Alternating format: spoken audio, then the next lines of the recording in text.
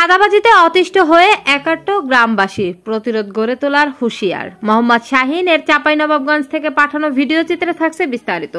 বুধবার 22 অক্টোবর সকালে শিবগঞ্জ উপজেলার নয়ালাভাঙ্গা ইউনিয়নের ডোরবোনা পশ্চিমপাড়া মসজিদ মোড়ে এই মানববন্ধন অনুষ্ঠিত হয়। ডোরবোনা গ্রামবাসীর আয়োজনে অনুষ্ঠিত মানববন্ধনে গ্রামের কয়েক হাজার ভুক্তভোগী জনপ্রতিনিধি, ব্যবসায়ী, রাজনৈতিক নেতা ও বিভিন্ন বয়সী নারী পুরুষ অংশগ্রহণ করেন।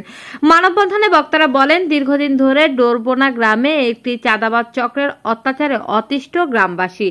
এই চক্রটি রাতের অন্ধকারে বাড়িতে গিয়ে জোরপূর্বক চাঁদা দাবি করে। চাঁদা দিতে অস্বীকৃতি জানালে বোমাবাজি, লুটপাট ও সন্ত্রাসী হামলা করা হয়।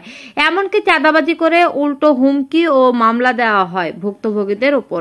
থানাসহ আইন শৃঙ্খলা বাহিনীর কাছে দফায় দফায় অভিযোগ করেও কোনো সুরাহা মেলেনি। তারা আরো বলেন, রাজনৈতিক দলের ছত্রছায়ায় চাঁদাবাজ চক্র দিন দিন বেপরোয়া হয়ে উঠেছে।